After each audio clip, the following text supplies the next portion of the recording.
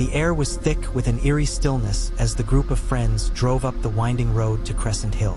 The old house loomed in the distance, its silhouette dark against the twilight sky. It had been abandoned for years, but its reputation as a haunted place had never faded. Jack, the unofficial leader of the group, was the first to break the silence. "You guys ready for this?" he asked, glancing around at his friends. Sarah, his girlfriend, gave a nervous laugh. "Ready as I'll ever be," she said. Beside her, Tom and Lisa, the other couple in their tight-knit group, exchanged uneasy looks.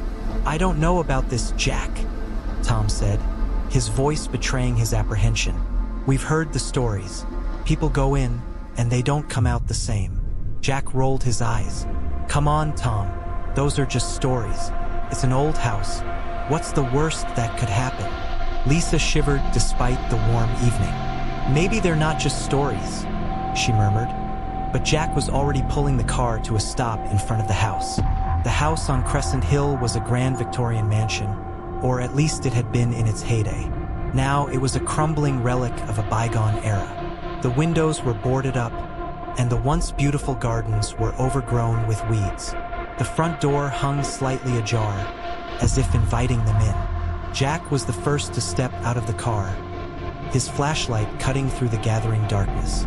"Let's check it out," he said, his voice full of false bravado. Sarah, Tom, and Lisa followed, their flashlights flickering to life one by one. The front porch creaked ominously under their weight, and the air grew colder as they approached the open door. Jack pushed it open with a loud creak, and the smell of decay wafted out to greet them. "Ugh, it smells terrible in here," Sarah complained, covering her nose and mouth with her sleeve. Jack shrugged. "What did you expect? It's been abandoned for years." They stepped inside, their flashlights illuminating the dusty, cobweb-covered interior. The foyer was grand, with a sweeping staircase leading up to the second floor. Portraits of stern-looking ancestors lined the walls, their eyes seeming to follow the intruders.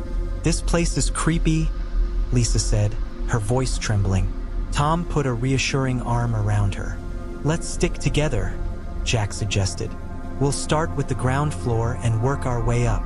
They moved through the house cautiously, their footsteps echoing in the empty rooms.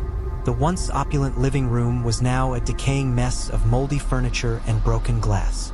The kitchen was in even worse condition, with rusting appliances and an overpowering stench of rot. As they explored, the sense of unease grew stronger. Shadows seemed to move just out of the corner of their eyes, and the house was filled with strange, almost imperceptible whispers. Sarah was the first to voice what they were all feeling. "Guys, I don't like this. Feels like we're being watched." Tom and Lisa nodded in agreement, but Jack was undeterred. "It's just an old house. Our minds are playing tricks on us." But even Jack couldn't ignore the growing sense of dread.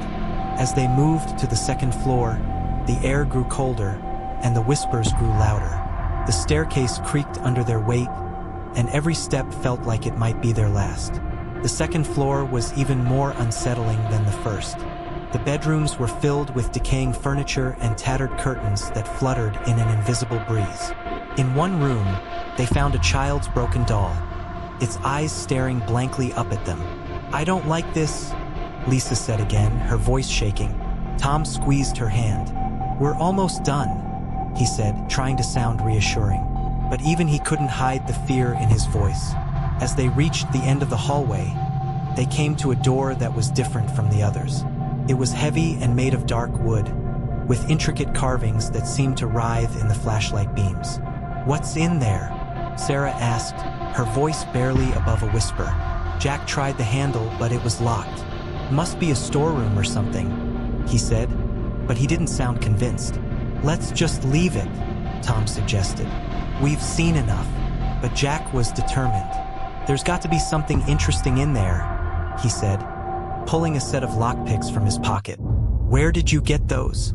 Sarah asked, surprised. Jack grinned. "You never know when they might come in handy." It took a few minutes, but Jack finally managed to unlock the door. It swung open with a groan, revealing a narrow staircase leading down into darkness. "An attic," Tom guessed, but Jack shook his head. More like a basement. Should we go down there?